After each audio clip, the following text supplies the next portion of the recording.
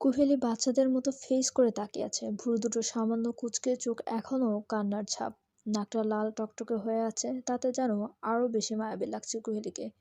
এই চেহারাটা দেখে আবরারের ভেতরটা কেমন করে উঠলো, হৃদস্পন্দন কেঁপে উঠলো, আর সাথে কোহেলিকে অস্বাভাবিক রকম ভালো।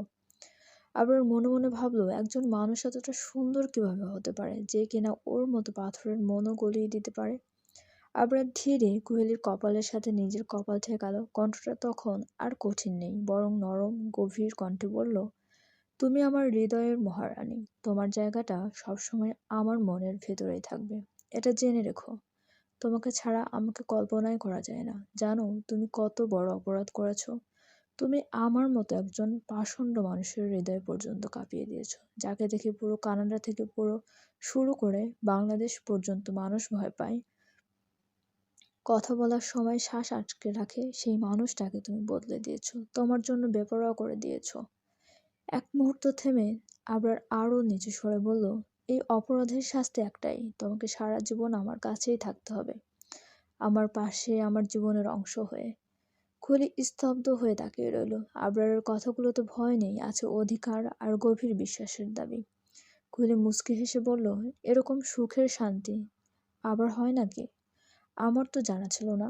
ক্রিমিনাল হাজবেন্ড, আপনি যদি আমাকে এভাবে সুখের শাস্তি দেন, তাহলে আমি বিনা দ্বিধায় মেনে নিব। আবার এক চিলতে হাসলো, তারপর হঠাৎ করে কোহলিকে কোলে নিয়ে দাঁড়িয়ে গেল। কোহলির টাল সামলাতে না পেরে আবরারের গলা শক্ত করে জড়িয়ে ধরে বলল, আরে এভাবে হঠাৎ উঠলেন কেন? বলে তো উঠবেন। আবরার রুমের দিকে যেতে যেতে বলে, বউকে আদর করতে মন চাইছে, তাই না আর কথা বলার সময় পাইনি। কোহেলি হঠাৎ লজ্জায় আড়ষ্ট হয়ে হয়ে আবরারের বুকে মুখ গুজল। তার তা দেখে আবরার বলল, আচ্ছা বউ, এত এত আদর করার পরও যদি এত লজ্জা থাকে, তাহলে আমাকে বলে দাও প্লিজ, তোমার ফাইনাল লজ্জা কিভাবে ভাঙবো? লজ্জা না দিয়েই যদি লজ্জা পাও, তাহলে আমি সারাদিন বেশি বেশি লজ্জা দিব তোমাকে, কারণ তাতে লজিক থাকবে লজ্জা পাওয়ার। এখন তো লজিক নেই লজ্জা পাওয়ার। এতক্ষণে রুমে পৌঁছে কোহেলিকে বিছানায় শুয়ে দিয়ে নিজেও কোহেলির উপর শুয়ে গলায় মুখ গুজে আবরারের ভার নিঃশ্বাসের কোহেলির ছোট্ট বদনখানা বারবার কেঁপে উঠতে থাকে। তবুও কোহেলির দাঁতে দাঁত চেপে ফিসফিস কণ্ঠে বলে, লজ্জা পাওয়ার জন্য আপনার লজিক লাগে নাকি? আবার কোহেলির গল দেশে ছোট ছোট চুম্বন এঁকে দিতে দিতে বলল, লাগে মাই ফাকিং স্কপ। কোহলি কিছু বলতে যাবে, তার আগেই অনুভব করলো ওর পাতলা অধরখানার উষ্ণতার স্পর্শ। কোহলির বুক ছলাৎ করে উঠল, শরীর শিউরে উঠল মুহূর্ত। ছোট্ট বদনখানায় কম্পন যেন দ্বিগুণ বাড়ল। তবে কোহেলি আজকে বাধা দিল না, বরং নিজের সবটা দিয়ে আবরারের সাথে তাল মেলালো। সময় বাড়তে থাকে, আবরারের যেন আরো বেপরোয়া হতে থাকে। কোহেলি যেন এবার হাঁপিয়ে গেল। নিঃশ্বাস নিতে এখন কষ্ট অনুভব করছে, তবুও নিজেকে টেনে নিয়ে যাওয়ার চেষ্টা চালিয়ে যাচ্ছে। আবরারের শক্ত পক্ত হাতের আঁকা বাঁকা স্পর্শে মেয়েটা যেন নেতিয়ে পড়ছে। অনেক সময় গড়ালো। কোয়েলের হাঁসফাঁস করতে দেখে আবরার এবার কোয়েলের উষ্ঠদায় ছেড়ে দিল। পরপর দুইজনই লম্বা করে শ্বাস নিল। কোয়েলের ছোট্ট বদনখানা যেন থরথর করে কাঁপছে। আবরার তা দেখে কোয়েলের ঠোঁটে হাত দিয়ে ম্লান করতে করতে বলল, you need to be stronger my fucking white rose, cause I get annoyed when you gamble a little in thrill. Abrar সরাসরি এরকম কথা শুনে কোহলি যেন আবারও লজ্জা পেল। আবরারের বুকে হালকা কিল দিয়ে বলে, অসভ্য মাফিয়া, খালি আমাকে লজ্জা দেওয়ার বাহানা খুঁজেন, তাই না? আবার মুচকি হেসে বলল, বিশ্বাস করো জান পাখি, তোমার লজ্জা মাখা ওই মুখখানা দেখতে এত মায়াবী লাগে যে আমি তোমার প্রেমে পড়তে বাধ্য হয়েছি। কোহলি দুষ্টুমি করে আরো কিছু। আবার কোহলি চোখে চোখ রেখে বলে, জানো পাখি, এই পৃথিবীর ভিড়ে তোমার মতো করে আমাকে আর কেউ ছুঁতে পারে না, চুপচাপ নিঃশব্দে, ঠিক হৃদয়ের ভেতরটা।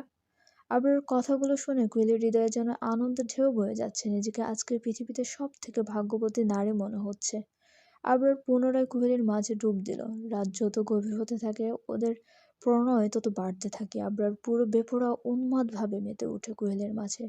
মাতাল, উন্মাদ, বেপরোয়া আবরারকে সামলাতে সীমাহীন বেগ পেতে হচ্ছে কোহলিকে। হাতের গড় পীড়ায় আর চুমুর বর্ষণে অবস্থা কাহিল। কোহলির অস্ফুট শব্দ মিলিয়ে যায় কোথাও, শুধু কানে আসে আবরারের ভাড়াক্কি নিঃশ্বাসের আওয়াজ। অতঃপর সুন্দর আর শান্তিম এক অসাধারণ মধুর রাত্রি। সকালের হালকা রোদ জানালার পর্দা ভেদ করে রুমে ঢুকতেই আবরারের ঘুম ভেঙে গেল। চোখ পিটপিট করে খোলার সঙ্গে সঙ্গে দেখে কোহলি ওর বুকের মধ্যে বিড়াল ছানার মতো লেপে আছে।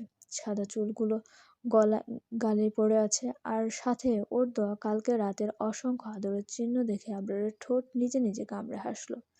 মনের ভেতর অদ্ভুত উচ্ছ্বাস। কালকে রাতের অসংখ্য নরম আদরের চিহ্ন, নরম থেকে তীব্র ছোঁয়া, হালকা জড়ানো আর চোখের ছোটখাটো খেলার ছল সব মিলিয়ে তাকে আজও হঠাৎ করে ধাক্কা দিল। আবরার ধীরে কোহলির কপালের ওপর একটা গাঢ় চুম্বন এঁকে দিল। কোহলি না হালকা নড়ল, তবে উঠল না। আবরার উঠে ওয়াশরুমের দিকে যেতে যেতে ভাবলো মেয়েটা ঘুমাক, কালকে রাতে কম ধকল যায়নি ওর উপর দিয়ে। আবরার কিছুক্ষণ পর ওয়াশরুম থেকে বেরিয়ে এলো, পরনে শুধু একটা প্যান্ট আর কাঁধে ভেজা টাওয়াল। ভেজা চুলগুলো আলতো করে মুছতে মুছতে ড্রেসিং টেবিলের সামনে দাঁড়িয়ে আবরার আয়নায় নিজের প্রতিচ্ছবি দেখলো। সাথে সাথে ঠোঁট কামড়ে হাসি হাসলো। কালকের রাতের স্মৃতি চোখের সামনে ভেসে উঠল। পুরো পিঠে, ঘাড়ে কোহলির নখের ছোট ছোট চিহ্ন, ছোট ছোট দাগ, যা কালকের আদরের প্রমাণ হয়ে গেছে। এগুলো দেখেই আবরারের ভেতর অদ্ভুত এক উত্তেজনা জাগলো। ধীরে ধীরে সে একটা আরামদায়ক টি শার্ট পরে নিল। কেউ দেখে না, শব্দ নেই, কেবল নিজেকে সামলে শিথিল করা মুহূর্ত। রুম থেকে বাহিরে বের হওয়ার সময় আবরার চুপচাপ করিডোর পেরিয়ে সিঁড়ি ধরে নিচে নামতে শুরু করলো। সিঁড়ির ধাপে ধাপে পা নামাচ্ছিল, তখনই চোখ পড়লো ড্রয়িং টেবিলে সীসা আর ফাহিম বসে আছে। মেয়েট খাবার পরিবেশন করছে। ফাহিম হঠাৎ বলল, কোহলি আসুক, আমরা একসাথে খাবো। আবরারের বুকের ভেতরে অদ্ভুত উত্তেজনা, রাগ আর অস্বস্তি দুটো একসাথে জেগে উঠল।